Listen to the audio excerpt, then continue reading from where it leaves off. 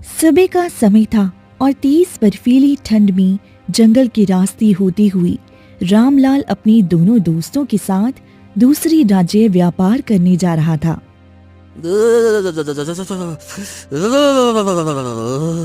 अरे कितनी ठंड लग रही है यार। इतनी ठंड में हमें काम करने इतना दूर जाना पड़ता है। अरे क्या कहूँ। अरे भाई, इन औरतों का सही है, चाहे गर्मी हो, बारिश हो या फिर ठंड, दिन भर घर में रहना पड़ता है।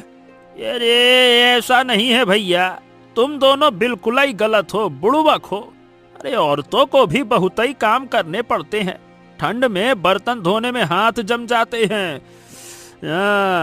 अब वो तो अच्छा है कि हमारे घर में नौकरानी है, तो मेरी पत्नी को घर के काम करने नहीं पड़ते।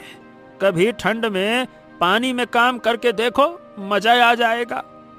अरे तू वनिका की बात तो नहीं कर रहा है रामलाल? अबे वो तो तेरी पत्नी की अपनी बहन की बेटी है ना, यानी कहा जाए तो अनिका की मौसी हुई तेरी बीवी। तो तू उसे नौकरानी काहे के लिए कह रहा है? अरे एक नंबर की मनहूस है, मनहूस। जन्म लेते ही अपने माँ को खा गई, और जब से हमने उसे रखा है अपने घर पर, हमारे साथ भी कुछ अच्छा नहीं हो रहा है। सब काम उस लड़की के आने के बाद से खराब ही हो रहे हैं। ऐसी मनहूस लड़की किसी को ना हो रे। वो तीनों दोस्त आपस में बातें कर रही होती हैं। तभी अचानक से ही जमीन हिलने लगती है। अरे अरे अरे अरे संभाल, अरे पकड़, अरे ये जमीन कैसे हिलने लगी? अरे अरे देख रे। अरे लगता है कि भूकंप आ गया है, जल्दी निकलो इस जंगल से। भूकंप आने पर पेड़ के नीचे नहीं रहना चाहिए, खुले आसमान के नीचे चलो, जल्दी भागो। तभी वो तीनों तेजी से भागने लग जाती हैं। भागती भागती वो तीनों एक नदी के पास पहुंचती हैं और देखती हैं कि आगे से एक विशाल बर्फ का राक्षस चलकर उनके पास आ रहा होता है। अरे ये तो एक राक्षस है। तो इसका मतलब वो भूकंप नहीं था, वो इस राक्षस के कदमों के कारण जमीन हिल रही थी।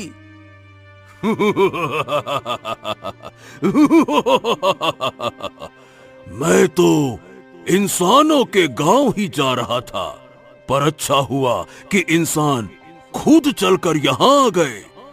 अब मुझे उतनी दूर जाने की कोई जरूरत नहीं होगी। ऐसा कहते ही वो बर्फ का राक्षस रामलाल के दोनों दोस्तों को उठा लेता है। अरे अरे छोड़ो मुझे, हमको छोड़ दो। अरे छोड़ो, छोड़ो मुझे।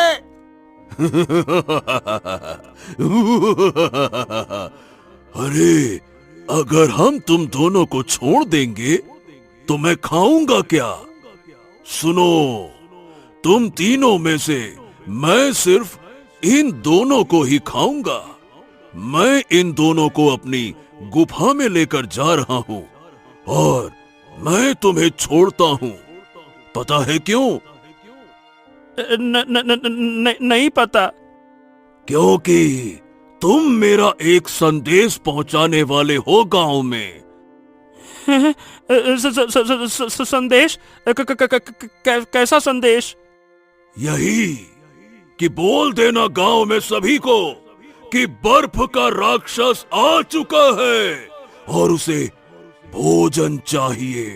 हर सप्ताह एक इंसान मुझे अपनी गुफा में चाहिए।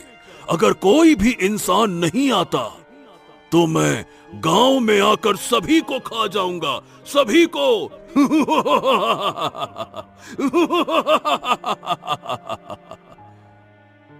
ऐसा कहकर वो बर्फीला राक्षस उन दोनों को लेकर चला जाता है।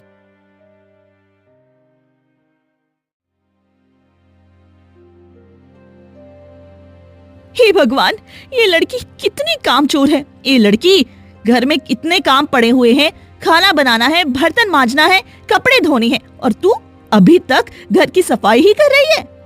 आप चिंता मत कीजिए मौसी, मैं सारे काम कर लूंगी। अरे कब करेगी, रात हो जाएगी तब। एक तो इस मनहूस को पालना पड़ रहा है जिसकी वजह से मेरी बहन मारी गई, और ऊपर से महारानी के नखरे तो देखो। तभी शांति वहां आती है। क्या माँ, आप भी किस मनहूस से बहस करने लग गई हैं? अरे शांति बेटी, आज तो इतनी जल्दी उठ गई। ये देख, शांति भी उठ गई है, लेकिन इसके काम है कि खत्म होने का नाम ही नहीं लेती। अरे माँ, आप इस मनहूस को छोड़ो और एक खुशखबरी देनी थी, वो सुनो। खुशखबरी? कैसी खुशखबरी बेटी? आज रिश्ते वाले आ रहे हैं मुझे देखने। क्या क्या कहा? रिश्ते वाले? तो किसी से प्यार करती है क्या?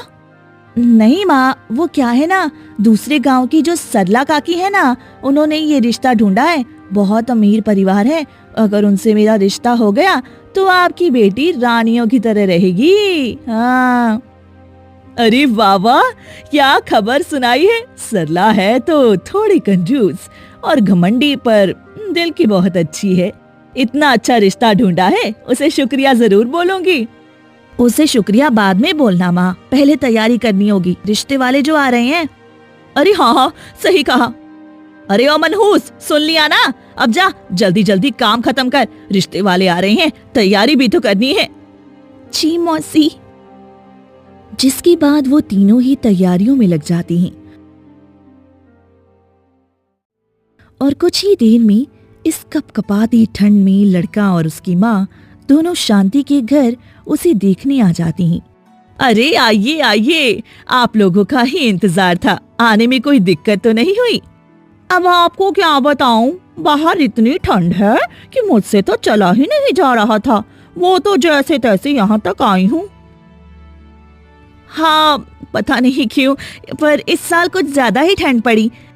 पर आप दोनों चिंता मत कीजिए, अभी मैं चाय मंगवाती हूँ, चाय पीकर शरीर गर्म हो जाएगा। हाँ। अरे अनिका, चाय लेकर तो आना। शकुंतला के कहने पर अनिका उन लोगों के लिए चाय लेकर आती है। अनिका को देखकर देखने आए लड़के वाले उसकी खूबसूरती को देखते ही रह जाती हैं। हाँ, सुंदर, अति सुंदर। माँ देखो ना, ये कितनी सुंदर है। माँ, मैं तो इससे ही शादी करूंगा। और देखिए, हमें दहेज वहेज कुछ भी नहीं चाहिए, हमारे पास पैसों की कोई कमी नहीं है। रानी बनाकर रखूंगा इन्हें, रानी। अरे नहीं नहीं, आप दोनों गलत समझ रहे हैं, ये तो बस नौकरानी है, यही घर के सारे काम करती है, इसीलिए चाय भी इसी ने बनाई है। मेरी बेटी तो अंदर है, मैं अभी लेकर आती हूँ। जिसके बाद शकुंतला कमरे के अंदर जाती है और शांति को बाहर लेकर आती है। ये देखिए, ये है मेरी बेटी शांति, बहुत ही सुंदर और सुशील है, और अपने नाम की तरह शांत भी। क्या? नहीं नहीं नहीं नहीं नहीं, नहीं माँ, मुझे ये अच्छी नहीं लगी। मुझे तो नौकरानी ही ज्यादा सुंदर लगी। और देखो, इसे सारे कामकाज भी आते हैं, आपकी सेवा भी बहुत अच्छे से मन लगाकर करेगी माँ। हाँ, देखने में तो ये बहुत सुंदर है। बेटी, तुम्हें मेरा बेटा कैसा लगा? इससे शादी करोगे? ये आप कैसी बातें कर रही हैं? आपको नहीं लगता कि किसी नौकरानी से आपके बेटे की शादी कराने में समाज में आपकी नाक कट सकती है? आप उसकी चिंता मत कीजिए, आजकल के जमाने में ये भेदभाव नहीं देखा जाता। हमें तो ये नौकरानी ही पसंद आई है, तो शादी तो इसी से होगी। माफ कीजिए, पर मैं ये शादी नहीं होने दे सकती। अरे आप ये कैसे बोल सकती हैं? ये शादी करेगी या नहीं, ये इस लड़की का फैसला होगा। आप खुद इस फैसले में ना आइए। हाँ, आपको फैसला लेने का कोई अधिकार नहीं है। माफ कीजिएगा काकी, पर मैं अभी शादी नहीं करना चाहती हूँ। सुन लिया ना, अब अगर मेरी बेटी से कोई रिश्ता नहीं करना तो आप जा सकते हैं। हालांकि मैं बता दूं कि मेरी बेटी से अच्छी लड़की आपको कहीं और ढूंढने पर भी नहीं मिलेगी। जिसके बाद वो दोनों ही वहां से चली जाती हैं और शांति जोर जोर से रोने लग जाती है और अपने कमरे में चली जाती है। चुप हो जा बेटी, चुप हो जा। इनसे अगर रिश्ता नहीं भी हुआ तो क्या हुआ, और भी बहुत सारे रिश्ते मिल जाएंगे, इससे भी अच्छे अच्छे। हाँ शांति, तू चिंता मत कर, तेरे लिए तो बहुत सारे रिश्ते मिलेंगे।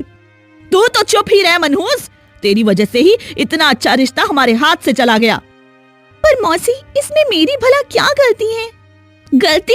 अरे तू हमारे साथ है, यही सबसे बड़ी गलती है। माँ, मैंने आपको कहा था कि इस मनहूस को मत रखिए, नहीं तो हमारा ही बुरा होगा। सही कहा बेटी, अगर मैंने उस दिन तेरी बात मान ली होती तो आज ये दिन ना देखना पड़ता।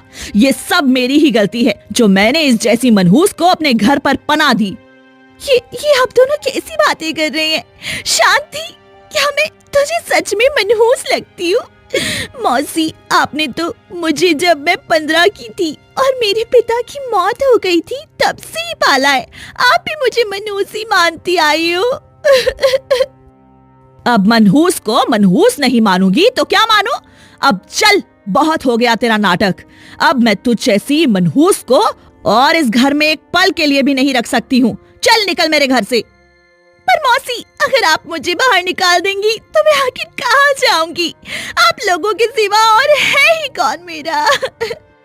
अरे जहाँ भी जा, पर इस घर में तू नहीं रह सकती। और हाँ, आज के बाद भूल जाना कि तेरा कोई अपना भी था, समझ गई ना? जिसके बाद शकुंतला अनिका को बड़ी बेरहमी से उसके घर से निकाल दी थी। मौसी, मौसी।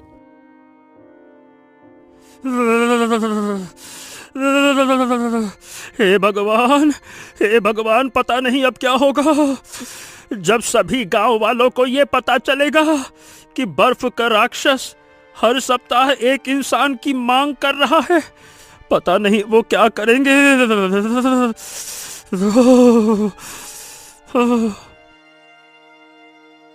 रामलाल उस राक्षस की बातों से बहुत परेशान था। डरते कांपते हुए घर की ओर आ ही रहा होता है कि तभी उसे अनिका एक पेड़ के नीचे बैठी कांपती हुई दिखाई दी दिए। हैं, ये क्या? ये भला इतनी ठंडी में, बर्फ जैसी हड्डियां कपकपा देने वाली ठंड में बिना चादर के बाहर क्या कर रही है? रामलाल अनिका के पास जाता है। अरे क्या बात है अनिका, ये तुम बाहर ऐसे क्यों हो? अब मैं आपको क्या बताऊं मौसा जी, मौसी ने मुझे घर से बाहर निकाल दिया और कहा कि आज से हमारा कोई रिश्ता नहीं। उन्होंने एक पल भी मुझे पराया कर दिया। क्या कहा? शकुंतला ने ऐसा किया? पर क्यों भाई, क्यों ऐसा किया? जिसके बाद अनिका रामलाल को सारी बात विस्तार से बता दी। अब मेरा इस दुनिया में कोई नहीं रहा, पता नहीं मैं अब तक क्यों जिंदा हूँ। मुझे तो मर जाना चाहिए। अरे हाँ, मैंने तो ये सोचा ही नहीं। अभी हमारे गांव में बहुत बड़ी मुसीबत आ चुकी है। जब तक इस समस्या का हल नहीं निकल जाता तब तक किसी न किसी को तो कुर्बान करना ही पड़ेगा। तो क्यों ना इस सप्ताह इस मनहूस का ही बलिदान दिया जाए। तब तक हमें कुछ सोचने का या करने का समय तो मिल जाएगा। आप यहाँ से चले जाइए मौसा जी, और मुझे मेरे हाल पर छोड़ दीजिए। अरे बेटी, अरे मेरे लल्ला, ये तुम कैसी बातें कर रही हो?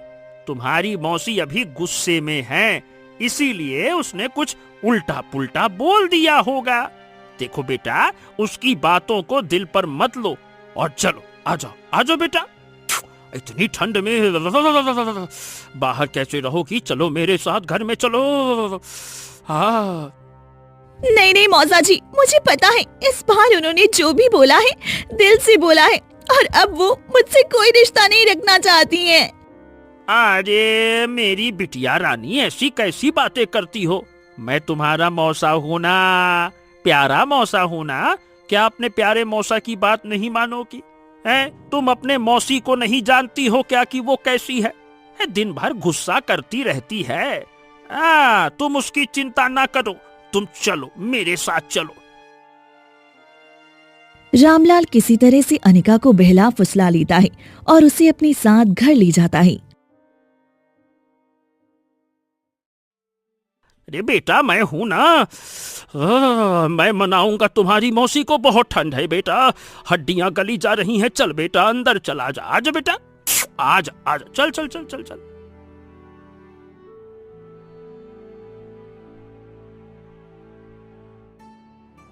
ये क्या बाबा, आप इस मनहूस को घर क्यों ले आए? माँ ने इसे बाहर निकाल दिया था ना? हाँ जी, आपको पता भी है इसने क्या किया है। मैं इसे इस घर में और नहीं रहने दे सकती। इसे अभी के अभी बाहर निकालिए। ये शकुंतला, थोड़ा शांत भी हो जाओ। तुम तो आते ही एकदम पटर पटर पटर पटर। थोड़ा मेरी बात भी सुन लो। और अगर वो लड़के वाले शांति को पसंद ना करके अनिका को पसंद कर लेते हैं तो इसमें भला इस बेचारी की क्या गलती है? बताओ, क्या इसने उनको बोला कि मुझे पसंद करो? नहीं तो अब मैं भी तो देखूं, मेरे होते हुए कौन तुम्हें इस घर से बाहर निकालता है? नहीं तो वो भी इतनी ठंड में। रामलाल के कहने पर अनिका कमरे के अंदर चली जाती है। ये आप क्या कर रहे हैं बाबा, और क्यों? हाँ जी, ये आखिर आपको क्या हो गया है? पहले तो आप ऐसे बिल्कुल नहीं थे, उल्टा तो आप इसे मुझसे भी ज्यादा नफरत करते थे। तो आज आपके दिल में इस मनहूस के लिए जगह कैसे आ गई? अरे अब क्या कर सकते हैं शकुंतला, तुम समझ नहीं रही हो। अभी हमारे गांव में एक बहुत बड़ी मुसीबत आ चुकी है और इस मुसीबत से निकलने के लिए हमें इस मनहूस की जरूरत है। इसीलिए ना चाहते हुए भी मुझे इसे यहाँ रखना पड़ रहा है। चिंता ना करो, बस कुछ दिनों के लिए। उसके बाद ये हमेशा हमेशा के लिए चली जाएगी, छुटकारा मिल जाएगा। मैं आपकी बात समझी नहीं। ऐसी कौन सी मुसीबत है जिसके लिए इस मनहूस की जरूरत है? जिसके बाद रामलाल शकुंतला को सारी बात विस्तार से बताता है। बाकी हम गांव वाले मिलकर कुछ न कुछ उपाय निकाल ही लेंगे। हमें इसकी वजह से एक और सप्ताह का समय तो मिल जाएगा ना, ये भी तो समझो। वो तीनों आपस में बात कर रही होती हैं अनिका को कुर्बान करने की, लेकिन उन्हें ये बात नहीं पता थी कि अनिका ये बात पीछे से सुन रही थी। नहीं नहीं नहीं नहीं नहीं नहीं नहीं, अरे रे रे रे रे, नहीं नहीं नहीं भाई, मुझे तो अब भी तुम्हारी बातों पर कोई विश्वास नहीं हो रहा है रामलाल। ये तुम हवा हवाई बातें करते हो। मैं बिल्कुल सच कह रहा हूँ मुखिया जी, मेरी बात पर विश्वास तो कीजिए। देखिए, हमारे पास ज्यादा समय नहीं है। फिलहाल के लिए मैं इस बार यानी कि पहले सप्ताह में अनिका को कुर्बानी के रूप में दे रहा हूँ, ताकि हमें सोचने या कुछ करने के लिए कम से कम एक सप्ताह का मौका तो और मिल जाए। अरे लेकिन क्या ये सही है? मतलब बेचारी अनिका बिटिया को कुर्बान करना, वो तो मासूम सी बिटिया। हाँ, ये बिल्कुल सही है। वैसे भी उस मनहूस का इस दुनिया में कोई नहीं है और हमें उसे और नहीं पालना है। उसकी वजह से हमारा बहुत नुकसान हो चुका है, लेकिन फिर भी आप सबको बुरा लग रहा है तो आप खुद को या अपने किसी परिवार के सदस्य को कुर्बान कर सकते हैं। मुझे इससे कोई एतराज नहीं है। तो बताइए, कौन देगा अपनी कुर्बानी? शकुंतला की बातें सुनकर सारे गांव वाले खामोश हो जाती हैं। तो ठीक है, मैं अभी अनिका को लेकर आती हूँ। ऐसा कहते ही शकुंतला अंदर जाकर अनिका को लेकर आती है।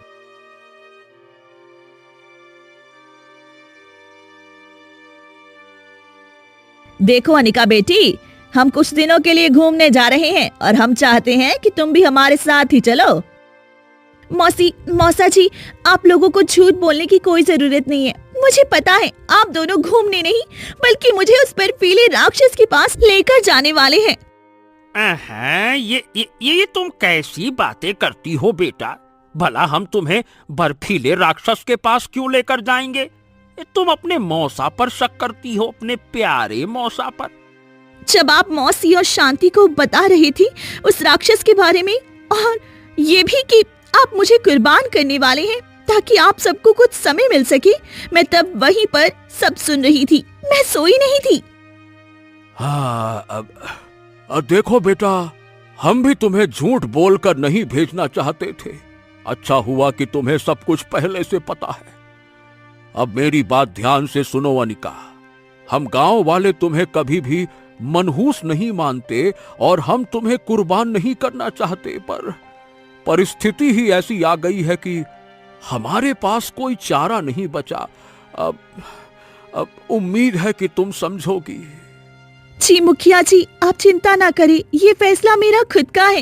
वैसे भी अब और मैं जीना नहीं चाहती, इसीलिए आप दोनों को भी मेरे साथ जाने की कोई जरूरत नहीं है। मैं खुद से चली जाऊंगी। जिसके बाद सभी गांव वाले अनिका को अलविदा करती हैं और अनिका वहां से चली जाती है। जंगल में चलती चलती, यहाँ कितनी ठंड है, ऐसा लग रहा है जैसे थोड़ी देर में पूरा शरीर जम जाएगा। मुझे जल्दी चलना होगा, इससे पहले कि ठंड मुझे मार दे। मैं चाहती हूँ कि वो राक्षस ही मुझे अपना निवाला बनाए।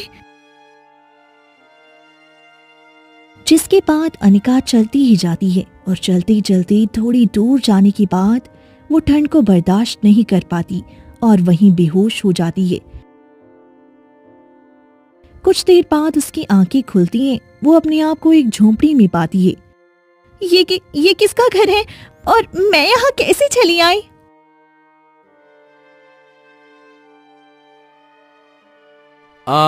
अच्छा, तो तुम उठ गई। हाँ, मैं तुम्हें यहाँ लेकर आया। जंगल में ठंड के कारण तुम बेहोश हो गई थी।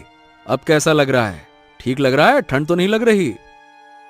अरे हाँ, याद आया, आपका शुक्रिया, आपने मेरी जान बचाई। अगर मैं वहीं मर जाती तो गांव वालों को दिक्कत हो जाती।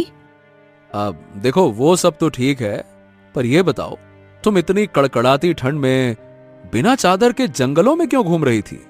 शायद तुम्हें पता नहीं है क्या, पर इस जंगल में एक भयानक बर्फीला राक्षस है। अगर ठंड से बच भी जाती तो शायद उस राक्षस के हाथों मारी जाती। मैं वही तो चाहती हूँ। मैं यहाँ उस जंगल में उस बर्फीले राक्षस का निवाला बनने ही तो जा रही थी। क्या? ये क्या बातें कर रही हो तुम लड़की? तुम्हारा मस्तिष्क सही तो है ना? भला कोई अपने आप को राक्षस का निवाला क्यों बनाना चाहेगा? क्या बातें कर रही हो तुम? होश में तो हो? अपने गांव की रक्षा करने के लिए उस बर्फीले राक्षस ने सभी गांव वालों को चेतावनी दी है कि उसे हर सप्ताह एक इंसान चाहिए। अगर एक भी सप्ताह उसे कोई इंसान न मिला तो वो गांव में आकर सभी को मार डालेगा। ओह अच्छा, तो ये बात है। पर फिर भी मतलब वो तुम्हें बलिदान कैसे कर सकते हैं? क्या तुम्हारे परिवार वालों ने तुम्हें बचाने की बिल्कुल भी कोशिश नहीं की या तुम्हें रोका नहीं? मेरा इस दुनिया में कोई नहीं है। एक मौसी ही थी, मेरी सब कुछ, पर उन्होंने भी मुझे मनहूस कहकर मेरा त्याग कर दिया। उन्होंने मुझसे कभी प्यार ही नहीं किया और अब मैं बस, मेरा इस दुनिया में कोई नहीं है अपना। तो मैंने सोचा क्यों ना मैं गांव वालों के काम आ जाऊं। कम से कम ये मनहूसियत का धब्बा तो सर से हटेगा। हाँ, समझ गया, ये बात है। लगता है तुमने अपने जीवन में बहुत दुख सहे हैं। चलो कोई बात नहीं, तुम चिंता मत करो। तुम्हें या गांव में किसी को भी अपना बलिदान देने की कोई जरूरत नहीं है। पर अगर मैंने ऐसा नहीं किया तो वो राक्षस गांव में सभी को मार डालेगा। तुम बिल्कुल चिंता मत करो। मैं एक राजकुमार हूं और वो राक्षस कोई और नहीं बल्कि मेरे पिता और इस राज्य के महाराज हैं, जो एक श्राप के कारण बर्फीले राक्षस में बदल चुके हैं। चिंता ना करो, मुझे कैसे भी करके बस श्राप को तोड़ना है और फिर सब ठीक हो जाएगा। श्राप? कैसा श्राप और कैसे हटेगा ये श्राप? जिसके बाद राजकुमार अनिका को उस घटना के बारे में बताने लगता है जब राजमहल में महाराज को श्राप मिला था। क्या क्या बात है पिताश्री, आप ये किस सोच में डूबे हैं? कहीं राज्य में कोई संकट तो नहीं आया? अरे नहीं नहीं पुत्र, ऐसी कोई बात नहीं है। अब हम तो बस ये सोच रहे हैं कि इस वर्ष ठंड कुछ अधिक ही पड़ रही है और इसीलिए हमें हिरण खाने का मन हो रहा है। हिरण का मांस खाने से शरीर में गर्मी रहती है ना बेटे, बस वही मन कर रहा है। ओ, बस इतनी सी बात? तो इसमें क्या दिक्कत है? हम अभी सैनिकों से कहकर हिरण का मांस मंगवाते हैं, वो शिकार करके ला देंगे। रुकिए। जिसके बाद राजकुमार सैनिकों को कहकर उन्हें हिरण का शिकार करने भेज देती हैं। जिसकी कुछ समय बाद एक साधु क्रोधित होकर महल पहुंचता है और राजा से कहता है, ये तुमने क्या किया राजन? तुम्हारी हिम्मत कैसे हुई ऐसा करने की? अरे ऋषिवर, आप यहाँ? और ये क्या हुआ? आप इतने क्रोधित क्यों हैं?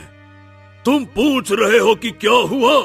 तुम जैसा निर्दयी एक राक्षस प्रजाति का इंसान जब राजा बनता है तो ऐसा ही होता है। तुम्हें हिरण खाने का मन हुआ, इसीलिए तुमने सैनिकों को भेजा हिरण का शिकार करने, और उन्होंने मेरा सबसे प्रिय हिरण, जिसे हमने इतने प्यार से पाला था, उसे तुम्हारे सैनिकों ने बड़ी बेरहमी से मार डाला। ये आप क्या कह रहे हैं ऋषिवर? मुझे क्षमा कर दीजिए। मैं अपने सैनिकों की तरफ से आपसे क्षमा मांगता हूँ। मेरा उद्देश्य आपके पाले हुए हिरण को मारना नहीं था। मैं तो बस शरीर में गर्मी हो इसीलिए हिरण का मांस खाना चाहता था। अपने स्वार्थ के लिए जो राजा किसी जानवर की हत्या करके उसे खाए वो राजा नहीं, हत्यारा है, हत्यारा। उसे राज्य चलाने का कोई अधिकार नहीं है। राजन, तुम एक राक्षस हो जो मासूम जानवरों का शिकार करके उन्हें अपने फायदे के लिए खाते हो। इसीलिए हम तुम्हें श्राप देते हैं कि तुम एक राक्षस बन जाओगे और अपनी इंसानी बुद्धि को खो दोगे।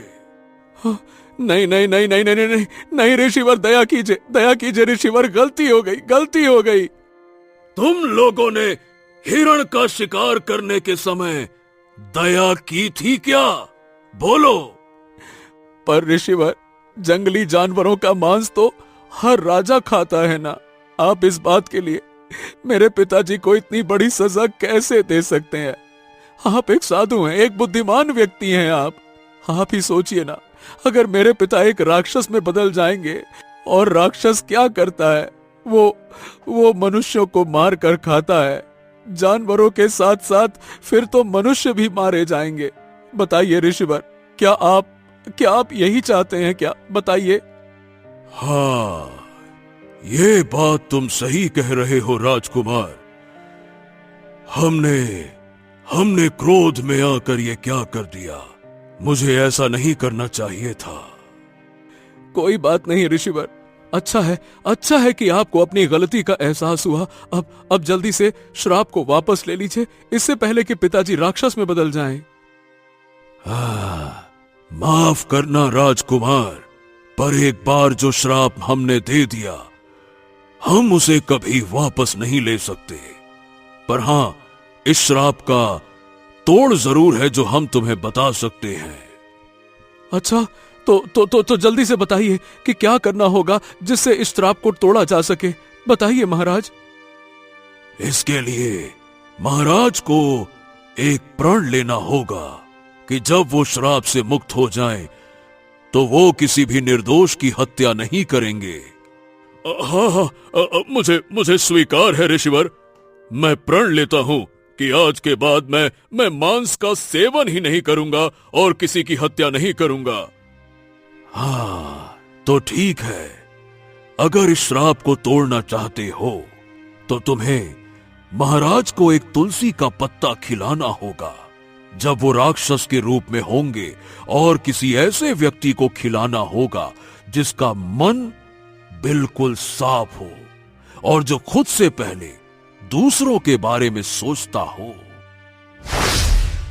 तो इसका मतलब अगर तुलसी का पत्ता किसी तरह से उन्हें खिला दिया जाए तो वो फिर से राक्षस से इंसान में बदल जाएंगे। हाँ बिल्कुल, लेकिन पत्ता उसी इंसान को खिलाना होगा जिसका मन सच्चा हो और जो खुद के बारे में ना सोचकर किसी और के बारे में सोचे। इसीलिए जब मैंने उन्हें पत्ता खिलाया तो वो ठीक नहीं हुए, क्योंकि मैं अपने बारे में सोच रहा था। क्योंकि वो मेरे पिता हैं, इसीलिए मैं उन्हें ठीक करना चाहता था। इसमें मेरा स्वार्थ छुपा हुआ है। अगर ऐसा है तो मैं उन्हें तुलसी का पत्ता खिलाऊंगी। क्या कहा? तुम खिलाओगी? हाँ, उन्हें पत्ता खिलाकर मेरा कोई लाभ नहीं, मैं ये सिर्फ इसीलिए करूंगी ताकि गांव वालों को कुछ ना हो। इसमें मेरा कोई स्वार्थ नहीं, तो शायद ये काम कर जाए। हाँ, शायद तुम सही हो, पर देखो इसमें बहुत खतरा है। तुम्हारी जान भी जा सकती है। जरा सी भी गलती हुई तो वो ठीक नहीं होंगे और तुम्हें खा जाएंगे। मुझे अपने प्राणों की कोई चिंता नहीं राजकुमार, वैसे भी तो मैंने मरना ही था। अब मैं इस दुनिया में रहकर भी क्या करूंगी, जहाँ मुझे कोई प्रेम ही नहीं करता है और ना ही मेरी कोई अपना है। सही बताऊं, मुझे तुम्हारे लिए दिल से बुरा लग रहा है, लेकिन मुझे ये पता है कि तुम बहुत ही अच्छी लड़की हो और तुम्हारा दिल भी बहुत ही साफ है। इसीलिए मुझे पूर्ण विश्वास है कि अगर तुम पत्ता खिलाओगी तो पिताजी वापस आ जाएंगे। हाँ, क्या लगता है अनिका बिटिया उस बर्फीले राक्षस के पास पहुंच गई होगी ना? और नहीं तो क्या मुखिया जी। आप चिंता ना कीजिए, अनिका जब कोई बात कहती है तो वो पूरा करके रहती है। वो बहुत ही सीधी साधी लड़की है, जो कहती है वो करती है, बस ऐसी ही है वो। अब तक तो वो राक्षस अनिका को अपना निवाला भी बना चुका होगा। तभी अचानक से भूकंप आ जाता है और वो बर्फ का राक्षस गांव आ पहुंचता है। अरे बाप रे! अरे रामलाल, संभालो! ये क्या रामलाल, ये तो वो बर्फीला राक्षस है, लेकिन वो यहाँ क्यों आ रहा है?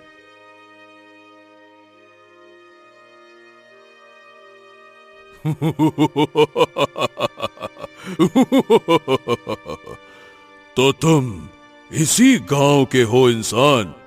हमने तुम्हें चेतावनी दी थी कि हमें हर सप्ताह एक इंसान चाहिए, पर लगता है तुमने मेरी बातों को नजरअंदाज किया और इसकी सजा अब पूरे गांव को मिलेगी।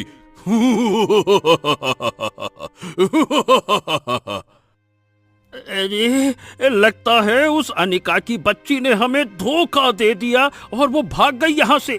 मुझे पता है हमने जो अब तक उसके साथ किया वो जरूर उसका बदला ले रही होगी शकुंतला। माफ कीजिएगा राक्षस जी, वो क्या है ना कि आपने कहा था कि आपको एक सप्ताह में केवल एक व्यक्ति चाहिए। इस सप्ताह तो आपने देखिए 2 व्यक्ति तो खा ही लिया है, तो मुझे लगा कि आपको अब एक इंसान अगले सप्ताह चाहिए था, इसीलिए इस सप्ताह कोई इंसान नहीं आया। लेकिन कोई बात नहीं, आप चिंता ना कीजिए। अगर आपकी यही इच्छा है कि हर सप्ताह एक इंसान आपके पास होना चाहिए तो ऐसा ही सही, ऐसा होगा। हाँ।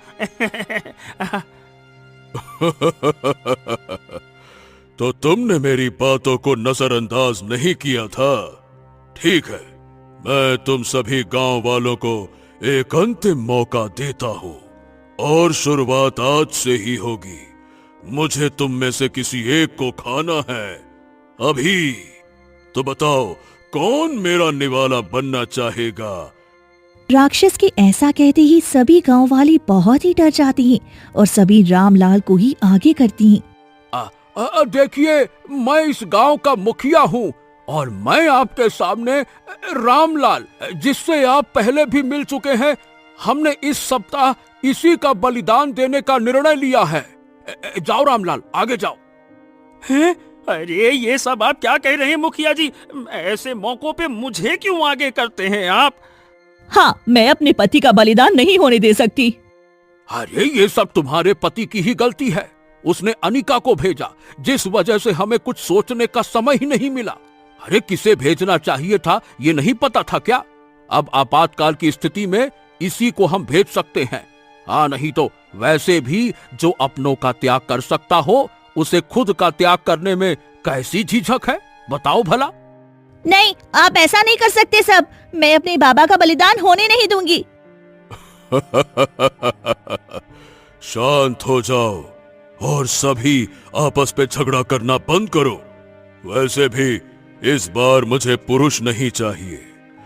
पिछली बार मैंने 2 आदमियों को खाया था, इसीलिए इस बार मेरी इच्छा किसी स्त्री को खाने की है। तो मैं इस लड़की को ही खा लेता हूँ जो इस आदमी को बचाना चाहती है। ऐसा कहते ही वह राक्षस शांति को उठा लेता है। नहीं नहीं नहीं नहीं नहीं नहीं नहीं नहीं, ये मेरी बेटी है। अब ये कोई मेरी बेटी को बचाओ। अरे मेरी बेटी को छोड़ दो, इसको छोड़ दो, इसको छोड़ दो मेरी बेटी को। मेरी बेटी मर जाएगी, मेरी बेटी, उसे कोई तो बचाओ। चाहे तो मुझे खा लो, पर मेरी पुत्री को छोड़ दो। मैं तुम्हारे सामने हाथ जोड़ती हूँ। तभी अनिका और राजकुमार वहाँ आ जाते हैं। रुक जाइए बर्फीले राक्षस, मैं अनिका हूँ और सभी गांव वालों ने मिलकर मुझे ही आपका निवाला बनने के लिए चुना था। मैं ठंड के कारण बेहोश हो गई थी और इसीलिए आपके पास नहीं आ पाई। इसीलिए मेरी आपसे विनती है कि आप उसे किसी और सप्ताह के लिए बचा के रखें और इस सप्ताह आप मेरा मांस ग्रहण करें। क्या बात है, मैं पहली बार ये देख रहा हूँ कि सभी अपने आप को मेरा निवाला बनाने के लिए इतने उत्सुक हैं। मैं खुश हुआ। तो ठीक है, मैं इसे अगले सप्ताह खाऊंगा। इस बार तुम्हारी इच्छा मैं पूरी करूंगा। ऐसा कहते ही राक्षस शांति को उतार देता है। तो तैयार हो जाओ लड़की, मेरा निवाला बनने के लिए। रुक जाइए बर्फीले राक्षस, अगर आप मेरी ये इच्छा पूरी कर रहे हैं तो एक और भी इच्छा है अंतिम, वो पूरी कर दीजिए। अगर वो भी आप पूरी कर देते हैं तो मुझे बेहद खुशी होगी। इच्छा? कौन सी इच्छा? मेरी ये इच्छा है कि आप मुझे खाने से पहले कृपया करके एक बार इस तुलसी के पत्ते को ग्रहण करें, क्योंकि अगर आप पहले इस तुलसी के पत्ते को ग्रहण करेंगे तो मेरी आत्मा को इससे शांति मिल जाएगी। क्या इच्छा मांगी है तुमने? ये तो मैं कर ही सकता हूँ। भला तुलसी के पत्ते खाने में मुझे क्या दिक्कत हो सकती है? लाओ, वो पत्ता मुझे दो, मैं अभी खा लेता हूँ। ऐसा कहते ही वह राक्षस अनिका से तुलसी का पत्ता ले लेता है और इसे ग्रहण कर लेता है। जैसे ही वह उस तुलसी के पत्ते को खाता है, वह तुरंत ही इंसान में बदल जाता है। सभी गांव वाले उस राक्षस को महाराज के रूप में देखकर आश्चर्यचकित रह जाते हैं। अरे ये क्या? अचानक से ये राक्षस महाराज में कैसे बदल गए हैं? ये क्या हो रहा है? जिसके बाद राजकुमार सभी गांव वालों को सारी घटना विस्तार से बताते हैं।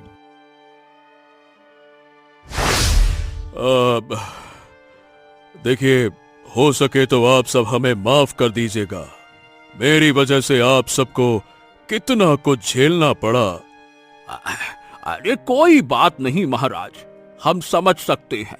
अब ये तो किस्मत का खेल था। और रही बात माफी की, तो माफी तो रामलाल और उनके परिवार को मांगनी चाहिए।